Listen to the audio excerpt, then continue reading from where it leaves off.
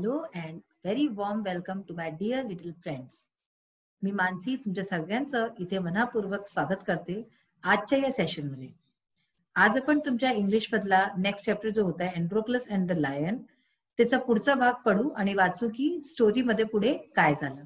तर चला वाचूया story एंड्रोक्लस and the lion.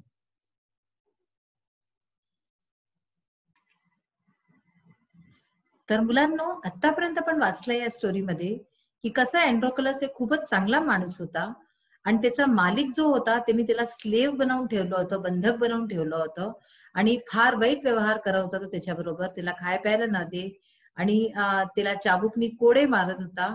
तर अशा प्रकारे तो त्रस्त झालेला होता आपल्या मालकाशी, म्हणून तो तिथून पळून गेला आपल्या मालकाकडनं आणि तो एक जंगलमध्ये गेला आणि तिथे कसा तिला एक लायन भेटला, सिंह भेटला आणि त्या सिंहाची त्यांनी कशी देखभाल केली. त्याच्या पायात त्याला एक काटा काढून गेला होता, त्याच्या काटा त्यांनी काढला पायात आणि त्याची देखभाल करून त्याला ठीक केलं. आता आपण ह्याच्या पुढची कहाणी वाचू. एंड्रोक्लस टूक द पॉ इन हिज लेफ्ट हँड. एंड्रोक्लसनी त्याचा जो पॉ म्हणजे त्याचा जो पाय होता तो आपल्या लेफ्ट हँड मध्ये घेतला आणि डेफ्टली म्हणजे काय, स्किलफुली अँड क्विकली. म्हणजे फारच स्किल म्हणजे काय असतो आपल्यामध्ये जी कलाकारी असते तसे कलाकारीनी आणि क्विकली म्हणजे खूप लवकर ही पुल्ड आउट द थॉर्न. तर त्याचा काटा त्याच्या पायात लागलेला होता ते त्यांनी कसा काढला. Then tearing a piece of his own clothing. आणि त्याच्यानंतर काय केलं त्यांनी, टिअरिंग म्हणजे फाडलं. कुठून काय फाडलं, piece of his own clothing म्हणजे जे त्यांनी कपडा घातला होता त्याच्यातनं कपड्याचा एक तुकडा फाडला त्यांनी. The kind man bound up the lion's injured paw. तो इतका काइंड होता म्हणजे इतका दयाळू होता की त्यांनी आपल्या घातलेल्या कपड्यातनं जे आहे ते फाडून एक कपडा एक तुकड्याचा आणि ते त्यांनी त्याच्या पॉवरती म्हणजे पायावरती लायनच्या सिंहाच्या बांधला. To his surprise and wonder the lion then lift his arm as if to show gratitude. आणि मग तो खूपच सरप्राईज झाला, त्याला खूप मोठा आश्चर्य झाला जेव्हा त्या सिंहानी त्याला त्याची आर्म म्हणजे हात, हे हाताला खूप प्रेमाने लिक म्हणजे चाटणं. तर त्यांनी अशा प्रकारे चाटलं जसं की तो त्याला ग्रॅटिट्यूड म्हणजे थँक्स म्हणणं चाहतोय, कारण की त्यांनी त्याला त्रासातनं मुक्त केलं. Androcles remained with the lion till it could walk again. तर एंड्रोक्लस त्या लायन बरोबर, त्या सिंहाबरोबर तेव्हापर्यंत राहिला जेव्हापर्यंत तो नीट प्रकारे चालू नाही पावला. He would hunt in the forest and share his food with the helpless beast. तर हा जो एंड्रोक्लस होता हा काय करत होता, हा हंट करणं म्हणजे शिकार करत होता जंगलात आणि आपला जो खाना आहे, आपला जो फूड आहे तो या हेल्पलेस बीस्ट, कारण की तो चालू फिरू नव्हता शकत जिथवरी, तर त्या सिंहाबरोबर तो शेअर करत होता, वाटत होता आपला खाना. Every day he would clean and dress the lion's wound.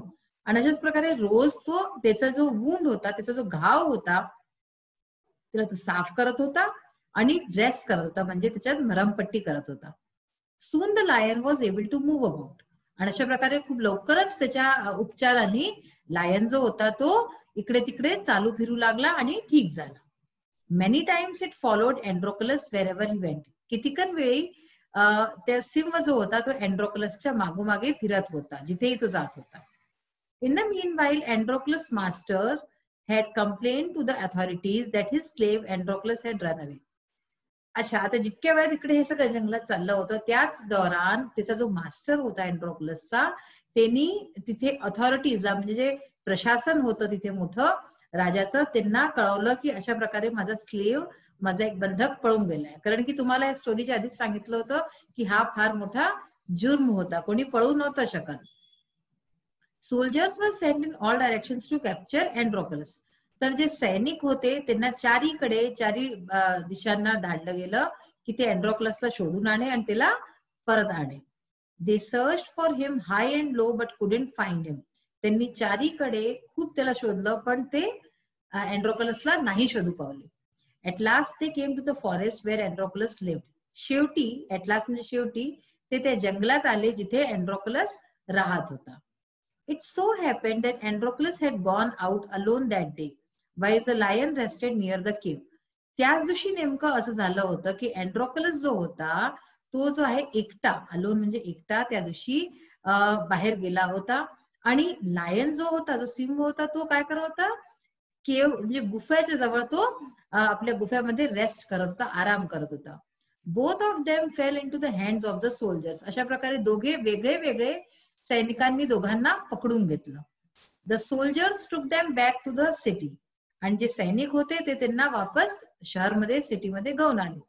They put Androcles in chains in a prison. अँड्रोक्लसला त्यांनी चेन मध्ये बांधून, जे जंजिरा असतात, चेन्स असतात, त्याच्यात बांधून त्यांनी प्रिझन मध्ये म्हणजे जेलमध्ये टाकून दिलं. And the lion was caged. लायनला, जो सिंह होता, तिला पण केज मध्ये टाकून दिला, तिला पण एका पिंजऱ्यामध्ये टाकून दिलं. In those days, people who were found to be guilty of a serious crime were fed to wild beasts as punishment. त्या दिवसांमध्ये काय होत होतं, अशा प्रकारचा जो कोणी क्राईम करत होता, क्राईम म्हणजे गुन्हा करत होता, हा फार मोठा गुन्हा राहत होता की कुणाच्या म्हणजे की तुम्ही असं काम सोडून पळून जायचं. तर अशा प्रकारचे जे लोक गिल्टी पाहिले जात होते, गिल्टी म्हणजे काय, जे गुन्हेगार पावले जात होते अशा सिरियस क्राईम, खूप मोठ्या गुन्ह्याचा, त्यांना वाईल्ड बीस्ट म्हणजे जसं की हा लायन आहे, त्यांच्या समोर टाकलं जात होतं as a punishment, as a म्हणजे की त्यांना अशा या प्रकारचं हे पनिश केलं जात होतं. Running away from one's master was a very serious crime at that time. आणि कुणाच्या मास्टर जवळ पळून जाणं, मालकाला सोडून पळून जाणं, हा फार मोठा त्या दौरमध्ये गुन्हा होता. ह्याची त्यांना सजा अशा प्रकारे मिळत होती. Therefore Androclus too was to be thrown to the wild beast. आणि म्हणूनच अँड्रोक्लसला पण वाईल्ड बीस्ट म्हणजे जंगली जानवर समोर मोठ्या सोडायचं त्यांनी प्लॅनिंग केली होती, की त्याला पण त्यासमोर टाकून देऊ आणि अशा प्रकारे तो मरून जाईल. हे पहा, हे चित्र पहा की यांनी कसं अँड्रोक्लसने ह्याची सहायता केली. अशा प्रकारे ह्याचा हा जो हिस्सा ह्याला पॉ म्हणतात. ठीक आहे, तर ह्याला पॉ मधनं ह्याच्या काय काढलं, काटा काढला होता. नेक्स्ट वाचू पण काय झालं. On the appointed day the emperor arrived at the circus and took his place.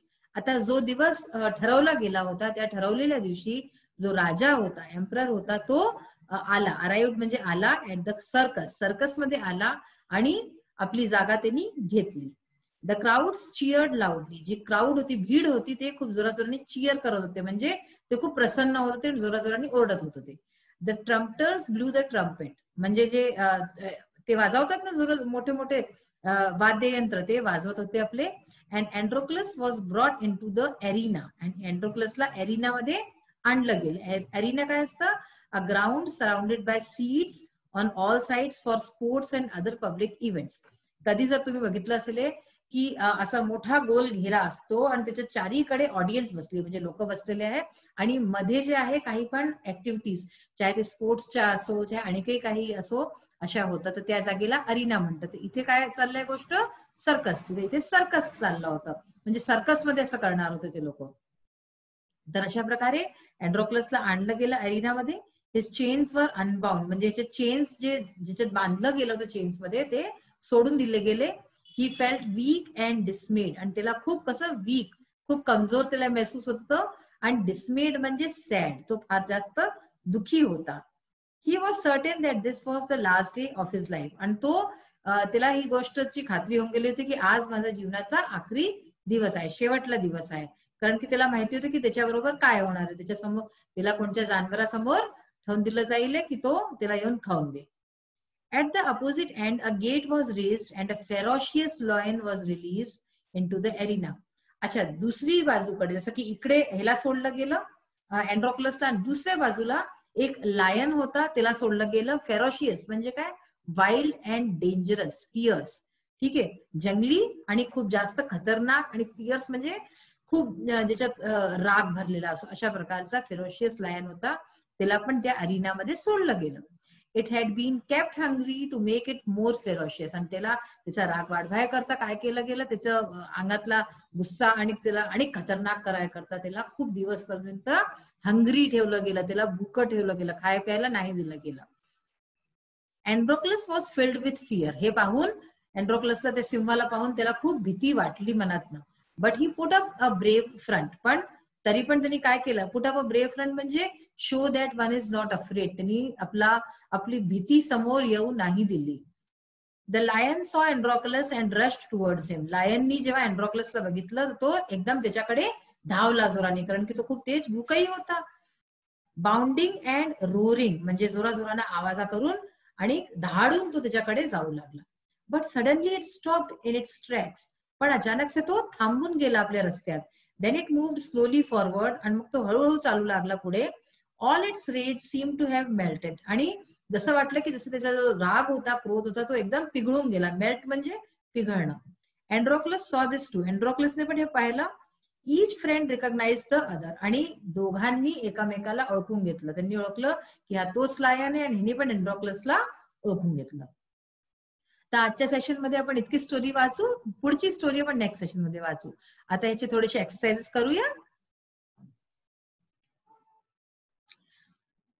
ह्याचे साइड क्वेश्चन्स बघू आपण. How did the hungry lion change when he saw his friend. म्हणजे जो भूका लायन होता, भूका सिंह होता, उपाशी होता जो, तो कसा बदलला जेव्हा त्यांनी आपल्या मित्राला बघितलं. चेंज म्हणजे बदलणं. तो कसा बदलला. When the hungry lion saw Androclus, it rushed towards him, bounding and roaring. तर आता आपण हे वाचलंच होतं की जसं त्यांनी लायननी त्याला बघितलं अँड्रोक्लसला, तो दौडत आणि खूप तेज धाडत त्याच्याकडे आला. But suddenly it stopped in its track. पण अचानक से तो आपल्या रस्त्यात थांबला. And then moved slowly forward. मग हळूहळू पुढे वाढू लागला. Its rage was melted because it recognized its friend. आणि त्यांनी आपल्या मित्राला ओळखून घेतलं होतं म्हणून त्याचा जो राग होता तो एकदम पिघळून गेला आणि तो दूर होऊन गेला.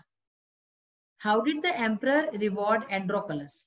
एम्पररनी, राजानी अँड्रोक्लसला कसं पुरस्कार दिला, काय पुरस्कार दिला. तर काय याचा आन्सर आहे. The emperor rewarded Androcles by setting him free. एम्पररनी अँड्रोक्लसला पुरस्कार दिला त्याला फ्री करून. त्याला सेटिंग हिम फ्री म्हणजे की त्याला मुक्त करून अशा प्रकारे त्याला अवॉर्ड दिला. इंग्लिश वर्कशॉप मधलं बघू आपण next exercise. Write in your words 3 to 4 sentences about the following. आपल्याला काही याच्यात एक लाईन दिलेली आहे, त्याच्या बाबतीत 3-4 लाईन्स ओळी लिहायच्या आहेत. तर पाहू. फर्स्ट आहे the condition of slaves in ancient Rome. ही कहाणी जी आहे ही रोम मधली आहे. ठीक आहे, एन्शियंट रोम मधली. तर ह्यांनी म्हटलंय की स्लेव्सची म्हणजे बंधकांची कंडिशन काय होती त्यावेळेस हे तुम्हाला लिहायचं आहे. तर ह्याच्या बाबतीत पाहू. Slavery in ancient Rome played an important role in society and the economy. म्हणजे स्लेव्हरी म्हणजे हे जे बंधक ठेवायचं सिस्टम होता एन्शियंट रोम मध्ये म्हणजे प्राचीन रोम मध्ये, हा काय होता, हे एक इम्पॉर्टंट रोल, एक महत्वपूर्ण रोल ठेवत होता सोसायटीमध्ये. तेव्हाचा जो समाज होता त्यांचा रोमचा, तेव्हा हे बहुत महत्वपूर्ण होतं. अँड द इकॉनॉमी, आणि त्यांचं जे इकॉनॉमी म्हणजे आर्थिक जे असतं त्याच्यातही फार महत्वपूर्ण होतं. Greek slaves in particular use to be highly educated. हे जे ग्रीक स्लेव्स राहायचे त्यावेळेस खास करून, ते जे आहे खूप पढे लिखे व्हायचे. म्हणजे असं नाही की ते अनपढ आहेत किंवा असं काहीच नाही. ते खूप हायली एज्युकेटेड राहायचे आणि त्यांना बंधक बनवायचं. Unskilled slaves worked on farms. अच्छा, जे पढे लिखे नव्हते या त्यांना, ज्यांना कोणचं काम नव्हतं येत, त्यांना फार्म मध्ये ठेवायचं. म्हणजे की फार्म्स म्हणजे मोठे मोठे जे मैदान वगैरे जिथे काही काम राहायचं, किंवा माइन्स मध्ये, मोठे कारखान्यांमध्ये, अँड एट मिल्स. ठीक आहे, अशा जागी ठेवायचं. Their living conditions for miserable. ते जे राहत होते जशा प्रकारे ज्याच्या ठिकाणी, ते फार जास्त मिझरेबल म्हणजे त्रासदायक होतं, कोणी अशी कल्पनाही नाही करू शकत. And their life short. आणि चुकी ते लोक इतके कष्ट सहत होते म्हणून त्यांची जी लाईफ होती, जी जिंदगी होती, ती खूप लहान होती. सेकंड आहे क्वालिटीज ऑफ अँड्रोक्लस. अँड्रोक्लस मध्ये काय क्वालिटीज होत्या, त्याचे गुण काय होते. तर खूप गुणी होता तो. Androcles was a very kind man. तो खूप दयाळू माणूस होता. So he help the lion in pain. आणि म्हणूनच त्यांनी, जो लायन होता, सिंह होता, जो इतका दुःखात होता, दर्द मध्ये होता, त्यांनी त्याची हेल्प केली, मदत केली. Not thinking about his life. आणि असं करताना त्यांनी आपल्या लाईफची पण पर्वा नाही केली, आपल्या जानची पर्वा नाही केली. But thought only about the lion's distress. त्यांनी नुसतं जे सिंह होतं त्याचा डिस्ट्रेस म्हणजे त्याचा त्रास हेच सोसलं आणि आपली जिंदगीची पर्वा नाही केली. अँड ट्राय टू हेल्प हिम. अशा प्रकारे त्यांनी त्याची हेल्प केली. He was kind. तो एक फार दयाळू होता माणूस. कोऑपरेटिव्ह म्हणजे की एकामेकाबरोबर काम करणारा. कोणी कोणी लोक असतात ना, जे 2 जणांबरोबर चांगल्याने काम करून घेतात.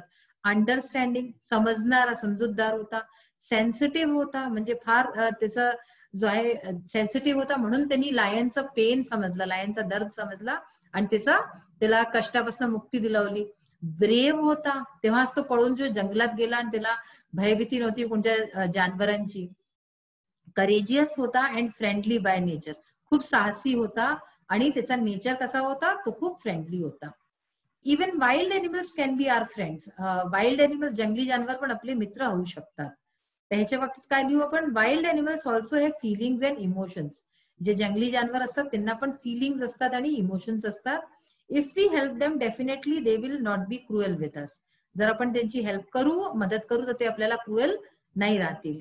दे know how to give reaction to our action. त्यांना माहितीये की आपल्या कोणत्या ऍक्शनचा त्यांनी रिएक्शन, जर आपण कोणत्या कुत्र्याला एक मारू, पत्थर मारू, तेव्हाच तो आपल्याला काटायला येईल, त्याशिवाय तो नाही येणार.